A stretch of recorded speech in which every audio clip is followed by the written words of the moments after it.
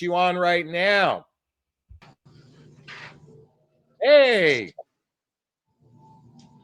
how you doing? Hey, Jonathan, how are you? Good. We haven't I seen you know in a it's while. been a minute. I know it's been a minute. I'm in the middle of moving, so I'm a little all over the place. But I'm not missing your live today. Okay, well, thank I you. have a So what question can for I help you you. with? Yes, but before that question, I need to ask you, congratulations on your new relationship. I'm Thank glad you found someone special, I and I'm appreciate very it. happy for you. Wish you Thank the you. best. Oh, thank you. So yeah, I was hearing. I heard this woman. Well, she's like a feminine coach. I'm not really too much into that, but I've been watching her for a minute now, and I heard her said something that I really wasn't too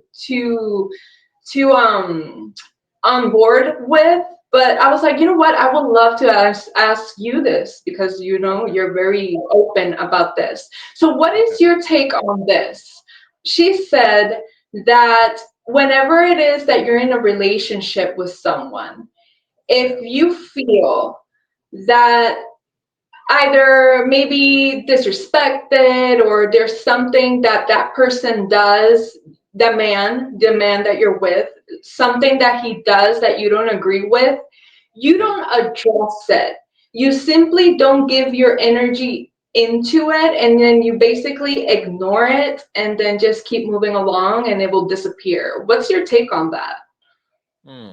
It's kind of interesting. So, well, let's try to examine this from a couple different portals. So, if someone exhibits bad behavior, we were just talking before about defensiveness or getting overly offended, or maybe they're righteous in the relationship. As an example, maybe they have anger issues. I mean, I guess it could vary on what the degree is. Um, Behavioral issues are something very difficult to work on, to accept, if they don't work on those behavioral issues themselves. So, so working on, and it's also maybe their personality is, driven that way, because behaviors can change. We can improve our behaviors if someone genuinely wants to work on their behaviors. Now, um, personality is kind of fixed, to some degree, but if someone's behaviors, they have the, like, listen, you thank you for bringing up my new relationship. I had a moment of road rage a couple of weeks ago when we were driving back from an event. Now, honestly, it was one of those, I just got fed up with traffic. I was just fed up. She was like cool with it. I just got into a bit of road rage, and not a heavy duty, but a little bit. And truthfully, it was unwarranted on my part. And she expressed a little disappointment in me. She expressed it. And I was able to look at it and go, she's right. I'm like, why am I overreacting over about 20? And it was about 20 or 30 minutes we were stuck on the freeway. Anyway, um, that's behavioral stuff. When we have differences with someone, you have to kind of ask yourself what might be major differences here. Well, I've got a list of differences. Okay. So one, we were talking about behaviors. And if someone's behavior is toxic to the relationship, if it's materially hurting the relationship, that's not something you should dismiss. Okay. In my opinion, you shouldn't dismiss that. But what about differences? Okay. A matter of fact, I coincidentally have a list of major and minor differences with couples. So, because let's examine those differences to see if that's something you should go, no big deal, or it's something important. So, for example, money management styles. It's one of the top reasons why people get divorced. I wouldn't dismiss that. Just to be in your feminine energy, I wouldn't dismiss that. Sex drive and intimacy. Man, that's the second most common reason for divorce. I don't think that's something you should dismiss. Conflict resolution. If one person is righteous, they feel the need to be right, and the other person is passive, I mean, I think if you can't learn to resolve conflict, that's not something you dismiss. Family and in-law boundaries. So one of the top difference in a relationship. If you're not on the same page about boundaries when it comes to family, friends, in-laws, and that sort of thing, that's something I wouldn't dismiss. Your long-term goals and life visions, your religious and spiritual beliefs. These are differences, mind you. These are differences couples have. Household responsibilities. Now, their minor differences might be, this is the list, okay? Preferred temperature in the home. Yeah, that one I probably wouldn't make a big deal out of it. Sleeping preferences, probably wouldn't make a big deal about it. Food taste and dietary habits, probably would. TV streaming preferences, driving styles, well, we talked about that. Social media habits, texting communication, personal organization, music taste, preference, pet preferences. You know, if it's material to the relationship, I actually believe that you should voice your feelings and concerns. If it's material to the relationship, if it's insignificant, yeah, I mean, you got to choose which battles you want to pick. Now, Giselle, I want to ask you something. Are you asking because you're experiencing this right now, or was there something about that coach that were you in agreement or disagreement with that coach? I was in totally disagreement with her, but I wanted to see if it was like a man's take, like somebody experienced as you, because you're a coach and you're very full of knowledge about this. But I completely disagree. I agree with what you're saying, and the first points that you brought are super important, and I believe that those should be discussed. And if you're respectful, if you're expressing your needs and what doesn't sit well with you, if you express it with love, and like you say, like you always express about your book, as long as it's sincere and deeply from the heart, you can't say the wrong thing to the wrong person. And I believe that when it comes from your soul and you express something with respect, I think that that's something that you should be able to talk about, because if not, that's just going to be lingering throughout the whole relationship. And then if you were to get in an argument with that other someone, that's going to be brought up because you didn't address it, and what you're arguing about won't even be anymore of what you're arguing. It will be because of that thing you didn't brought up like 3 months ago. So I think as long as there's respect, you should bring it up. You know, I think I believe in being diplomatic. And that simply means, you know, speaking your truth, but do it with kindness, you know, and I call that being diplomatic. So when I shared with you during the story about my girlfriend making a reference to this kind of minor road rage I had, and she brought it up in a very loving way. She wasn't, now I wanted her to dismiss it. I'll be honest with you. I just kind of wanted her to dismiss it. Yeah. I'm grateful, though. I am so radically grateful that she challenged me a little bit, because I'm like, in that moment, I was like, God, I mean, and I'm looking at myself going, what the heck was going on? Why was I making a big deal about something so trivial?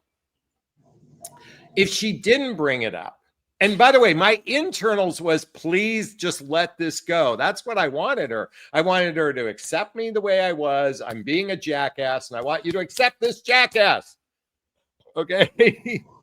But she brought it up in a kind, loving way. And by putting a mirror to me, by putting a mirror up to what I was experiencing, it allowed me, she gave me a gift.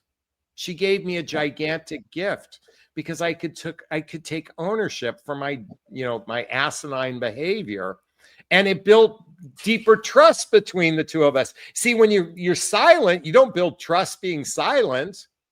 You just, all you do is shove something under the rug. And here's the problem with being silent. If you're silent, if you have duct tape on your mouth too long, resentment starts building up. Yeah. Resentment starts building up. Resentment starts building up. Resentment starts building up. And when there's too much resentment, it's going to implode at a later date. So So that's just my rough take on this. Look at human pair bonding is complicated. We humans are not good at this. We are not good at communicating our feelings. We're not good at conflict resolution skills. We're not good, like we're so radically different. See, it was different hundreds and hundreds, if not thousands of years ago. You mated within your own tribe. Everybody was alike. Now people are so radically different that it's going to take more genuine intimacy to build those deep roots of trust with another person. And intimacy means intimacy. And if you can't share your truth from a loving place, it's going to most likely be problematic. Absolutely. And I agree with what you just said. I mean, what she did, she actually, sometimes we do things and we don't realize them. And that's what our significant other is there for, to point those things out that we don't see as a big deal. But at the end of the day, it could be, like you did a little road rage. There's nothing wrong with that. I mean, people do that all the time. But the fact that she was able to bring it up to you and be like, hey, baby, like this is a little bit too much, or something, then that makes you realize, like, oh my gosh, this is not worth me getting mad about. Like, why waste my energy in something so simple like this? Like, if you're unstuck on the road, hey, put some music on, listen to some radio, just be light and make the best out of a bad situation. And I've learned that the hard way, in a way, because I'm very intense sometimes when it comes to expressing myself. I try to be as diplomatic as I can. I have to thank that to my mom. She corrects me all the time. But I can be a little blunt when I say something. Like, if something bothers me, I will tell you and I won't sugarcoat it. And now I've been learning to switch it up a little and be like, okay, maybe if I say it this way, it won't sound like a demand, more of a suggestion, and maybe you won't feel attacked. Because sometimes when I say something, I may sound like I'm attacking that person, but I'm not. It's just, that's how I speak.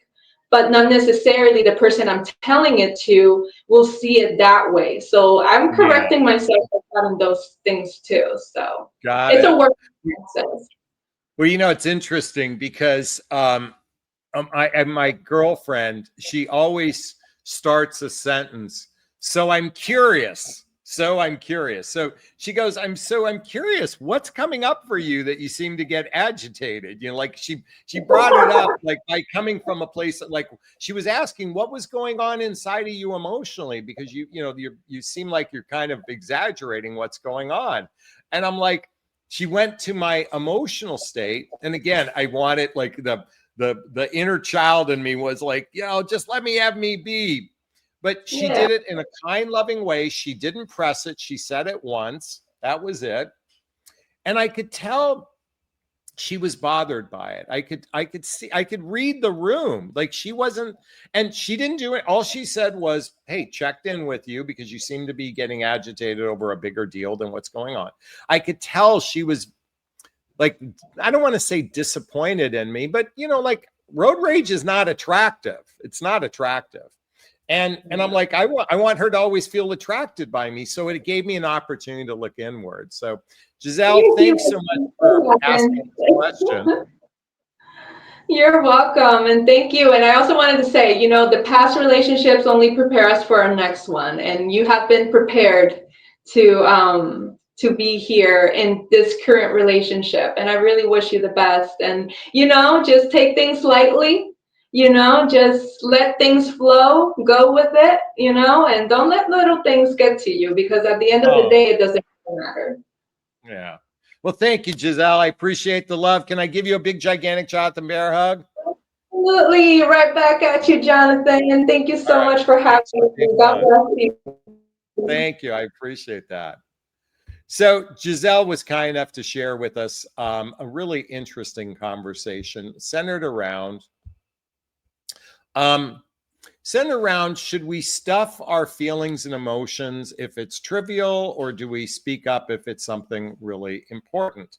And I'm really grateful she brought this up, because I think this is a significant thing to address and recognize that, I believe that it's important to speak up if it's material to the relationship, because if you stuff your emotions, you stuff your feelings, you could find yourself in circumstances where resentment builds up later. Hey, I'd like to hear your thoughts on what I just shared. Post a comment below. I do my best to read them all in the first 24 hours.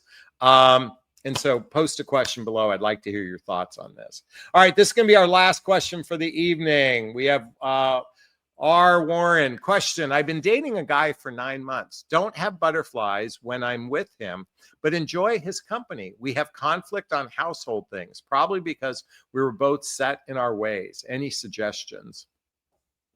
Well, you got to, again, coming back to the previous conversation about, you got to pick your battles, okay? So here's the thing. Household chores and duties are something important to recognize within relationship. Now, I have a dear friend who's kind of a neat freak, and his wife, he recently got married, is what he calls the hurricane. He certainly has made requests of her to improve her cleaning abilities. And I think he's just surrendered because the quality of the relationship exceeds the need to have, absolute neatness. I know in my current relationship, I have a propensity to put the forks down. She likes the forks up. And when we clean dishes, I said, this is kind of my preference. It's kind of funny because she actually adapted to what I desire. And now I've readapted, and I'm like, you know what? If this is the way you like it, then I'm putting the forks up when I do the dishes at her place. Certainly, being on the same page with one another when it comes to household duties is really important, because how you manage a home is a reflection of the relationship. I think the most important thing is to have conversations and come up with agreements with one another. I think it's great that you don't have this extensive butterflies, but you enjoy each other's company. I think that's so critically important, when you can enjoy each other's company. And certainly, I believe I'd rather be happy than right. So focus on things you can resolve together from a place of joy and happiness, versus being rigid in it's my way or the highway. I find those tend to be the best relationships. Is that sinking in? Is this resonating with you? I'd like to hear your thoughts on what I just shared on everything. Post a comment below. I do my best to read them all in the first 24 hours. As always, if you find value in my videos, please hit that like button. Please share this video. Please subscribe to my channel. Hit that notification bell so you can be notified of new videos. And if you want to connect with me directly, there's links below. Schedule a discovery call with me to see if working with a coach is right for you. There's links to join my group called Midlife Love Mastery. There's links to get the books I recommend, all listed below. You can follow me on social media as well. All right, I'm going to wrap up this video as I always do. First off, give myself a big, gigantic Jonathan Bear hug of self-love. I'm going to reach into the camera and give you a hug of love, if that's okay. I'm asking you to turn to someone, a pet, a teddy bear, a pillow, and give it or them a hug of love, because hugs are a great source of love. And let's face it, we could all use more love in our lives. I want to thank Patricia. I want to thank Trisha for Tasha for the $5 super sticker. I want to thank Roller Girl. I want to thank Giselle for being in the house. Giselle, if you're still on, post. I'd be curious to know who that coach was. Post it in the comments. R. Warren, Rhonda, Linda, everybody, thanks for the love. Wishing you all a super duper wonderful evening. Be well. Thanks. Bye-bye now. Bye-bye. Bye-bye. Stacy, bye now.